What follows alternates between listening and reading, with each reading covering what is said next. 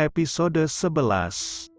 Dania bersyukur masih bisa menang ketika bicara dengan penghuni perempuan rumah ini. Tapi sejujurnya dia merasa lelah. Kenapa juga kalian tidak bisa berdamai denganku? Kita kan sama-sama berjuang hidup di tempat mengerikan ini. Setelah selesai makan malam, Dania memilih masuk ke dalam kamar. Toh dia tidak mengenal siapapun di rumah ini, termasuk para pelayan. Sepertinya aku harus menyapa dan berkenalan dengan para pelayan. Paling tidak aku punya teman di tempat asing ini. Adik ipar dan ibu mertuaku sudah seperti ibu tiriku dan Risya. Mereka sudah seperti membenciku tanpa alasan saja. Dania menyalakan TV. Menonton film juga pasti lebih menghibur. Sampai tanpa sadar, gadis itu terlelap dengan TV yang masih menyala. Dania mengerjapkan mata kaget. Matanya terbuka dan langsung menyipit lagi karena silau lampu. Segera bangun dari sofa, dia berdiri dan menoleh ke tempat tidur. Kosong. Tuan Saga belum kembali? Jam berapa ini? Dia bergumam sambil mencari HP-nya. Jam 11. Dania memilih ke kamar mandi, mencuci muka, dan ganti baju. Terserahlah. Dia mau kembali kapan? Tidur saja lagi. Mengambil selimut dan bantal di lemari lalu membawanya ke sofa. Tapi karena kantuknya malah sudah lenyap, akhirnya dia beralih bermain HP. TV yang tadi masih menyala saat dia tinggal tidur dia matikan. Wah, grup chat ramai. Dania masuk ke dalam obrolan grup chat karyawannya. Kalian belum pada tidur? Hehe, Mbak Nia juga belum tidur. Baru kebangun ini? Tadi sudah tidur sebentar. Ketik-ketik terus. Tidak berhenti. Pembicaraan sudah melebar kemana-mana. Tika memposting foto seorang lelaki kenalannya dari kampung. Lumayan tampan juga. Yang jomblo di grup langsung mencak-mencak teriak pamer. Dania cekikikan sendiri. Dia berguling di bawah selimut. Menyelimuti tubuhnya dengan menggerakkan tubuh, tidak menariknya dengan tangan.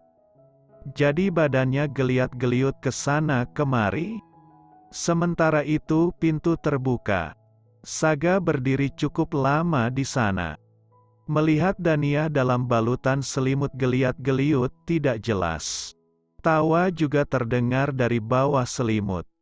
Sekilas senyum samar muncul di bibir Saga melihat tingkah wanita di bawah selimut. Apa yang dilakukan gadis bodoh itu? Apa yang sedang kamu lakukan? Suaranya terdengar setengah berteriak. Bruk. Karena terkejut Dania refleks bangun. Karena tidak siap dengan posisinya, dia terjungkal jatuh dengan selimut menimpa kepalanya. HP-nya terjatuh menyentuh lantai dengan cukup keras. Dania merapikan pakaiannya tergesa. Apa yang sedang kamu lakukan? Dania belum menjawab pertanyaan itu. Ia masih bingung. Saga melirik HP yang terjatuh di lantai. Kemari, dia menjentikkan jarinya. Wajahnya terlihat tergelak, tapi segera berubah dengan cepat. Apa ini? Apa dia mau memukulku? Walaupun gemetar, Dania berjalan mendekat. Cetak. Sentilan jari di kening Dania terdengar ngilu. Dania mengerang dengan suara rintihan. Namun terdengar agak keras. Sakit. Sudah ku bilang jangan buat aku mengulangi kata-kataku. Maafkan saya Tuan. Sakit, keningku sakit. Saya sedang menunggu Tuan sambil bermain HP. Sakit. Aku ingin mengelus keningku. Tapi aku bahkan tidak berani mengangkat tanganku. Aku mau tidur. Otak Dania langsung bekerja memilah draft aturan yang dibuat Sekretaris Han. Kalau Tuan Saga bilang mau tidur, berarti dia minta ganti pakaian, begitu bunyinya. Baik. Saya ambilkan pakaian dulu. Bergegas dia masuk ke dalam ruang pakaian. Sakit. Diusap-usapnya keningnya dengan rambut. Ah, sakit. Hiks. Karena tidak mau membuat Tuan Saga menunggu, dia bergegas menyerahkan pakaian, membalikan badan saat Saga berganti pakaian. Saga melemparkan pakaian yang ia pakai tepat di kepala Daniyah. Pelan gadis itu meraih dan memeluk di dadanya. Kau menangis? Daniyah langsung mengusap wajahnya dengan pakaian Saga yang ada di tangannya. Bagaimana air mata bodoh ini bisa keluar begini? Pikirnya penuh sesal. Tidak Tuan. Kemarilah. Lagi-lagi Saga menjentikkan jarinya, menyuruh Daniyah mendekat. Tubuh Daniyah membeku. Sakit di keningnya masih terasa menyayat. Apa dia akan menyentilku lagi? Daniyah mendekatkan wajahnya ke arah Saga yang sudah duduk di tempat tidur. Dia memejamkan matanya, mengepalkan tangannya kuat. Jika dia harus merasakan sakit kedua kali di keningnya. Dingin. Kenapa keningku rasanya dingin? Rasa nyeri juga berangsur sedikit menghilang. Daniyah membuka matanya. Dia melihat Saga. Laki-laki itu melemparkan salep kecil yang gelagapan ditangkapnya. Olesi keningmu dengan itu? Baik Tuan. Terima kasih. Ternyata dia orang yang masih punya sedikit hati nurani. Daniyah bergumam. Lalu dia masuk ke ruang ganti dan meletakkan pakaian Saga di sana. Dia meraba keningnya yang sudah diolesi salep tadi. Setelah menghapus sisa air mata yang tadi keluar tanpa izinnya, ia keluar dari ruangan baju. Melewati tempat tidur. Baru seperti itu kau sudah menangis. Daniyah menghentikan langkah. Maaf Tuan, saya tidak menangis. Mungkin tadi saya mengantuk sampai mengeluarkan air mata. Benarkah? Aku bahkan belum mematahkan jari-jarimu kau sudah menangis seperti bayi. Tubuh Daniyah gemetar. Dia berdiri diam. Tangannya tergenggam kuat. Merasai jemarinya sendiri. Matikan lampu. Baik Tuan. Selamat malam. Semoga Anda mimpi indah. Saga sudah menarik selimutnya. Daniyah bergegas mematikan semua lampu. Dia menatap jemarinya yang masih menempel di saklar lampu. Merinding mengingat kata-kata yang diucapkan Saga tadi. Bergegas dia menjatuhkan diri ke sofa, menarik selimut dan berusaha tertidur. Hanya berharap bisa mimpi indah. Aku bakar kata-kataku tadi. Dia iblis. Bagaimana iblis punya hati nurani? Pusing. Kepalaku pusing. Aku bahkan tidak bisa tidur nyenyak. Keningku juga masih nyeri. Kata-kata Tuan Saga tentang mematahkan jari-jari terus terngiang di kepalaku. Aku sampai mimpi dikejar-kejar jari jemariku sendiri. Daniyah bengong sambil memegang sepatu Saga di pangkuannya. Duduk di sofa yang jadi tempat tidurnya kalau malam. Sementara Saga muncul dari ruang ganti sudah memakai setelan jas. Rambutnya sudah tersisir dengan rapi. Membuatnya terlihat sangat tampan. Kalau ada efek kilau cahaya. Sudah bersinar punggungnya karena aura sempurnanya. Dia berdiri sambil merapikan dasinya. Haha, lihat dia. Sudah bengong seperti orang bodoh. Apa kata-kataku semalam keterlaluan ya? Sepertinya dia benar-benar ketakutan saat aku bilang akan mematahkan jari-jarinya. Benar-benar pagi hari yang menyenangkan melihatnya begitu. Pagi-pagi Saga sudah punya hiburan menarik.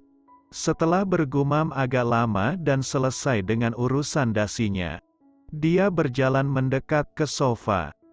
Dia duduk di samping Daniyah dengan menjatuhkan dirinya. Membuat Daniyah terlonjak kaget. Refleks Dania segera berlutut. Dalam diam dengan pikiran sudah berlarian kemana-mana dia memakaikan kaos kaki. Kenapa ini? Saga menarik ujung rambut Dania yang terurai. Membuat gadis itu merinding. Pikirannya sudah mengajaknya mengingat sentilan keras di keningnya semalam. Dia menggigit bibirnya kuat. Kalau tiba-tiba rambut itu ditarik. Apa dari lahir rambutmu sejelek ini? Apa, jelek ini rambut ikal bergelombang tahu? Banyak artis juga yang memakai tren rambut seperti ini sebagai gaya hidup. Iya tuan, hanya bisa menjawab dengan pasrah. Luruskan rambutmu, mataku sakit melihatnya. Saga mengibaskan rambut yang dia pegang. Setelah itu seperti abis menyentuh benda menjijikan dia mengusapkan tangannya ke bahu Dania. Gadis itu menggigit bibirnya keras agar tidak merasa kesal. Bagaimana laki-laki ini bisa menakutkan sekaligus menyebalkan begini? Baik tuan, saya akan meluruskan rambut saya. Mendongak dengan tersenyum. Sudah selesai sepatunya. Dania bangun dari berlututnya. Tangannya terkepal kesal. Dia memaki sepanjang perjalanannya dari kamar sampai ke meja makan. Paginya yang menegangkan sekaligus menyebalkan di kamar berdua dengan Saga. Bukanlah akhir dari drama paginya. Di meja makan sudah ada 4 orang duduk.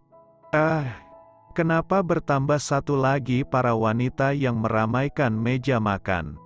Kak Saga, selamat pagi. Aku ingat, bukankah dia Nona Clarissa? Wanita yang tiba-tiba mengibarkan bendera perang waktu acara pernikahan. Tanpa aku tahu sebabnya, dia langsung mendekat menyambut Saga yang menuruni tangga. Melihat ke arah Dania.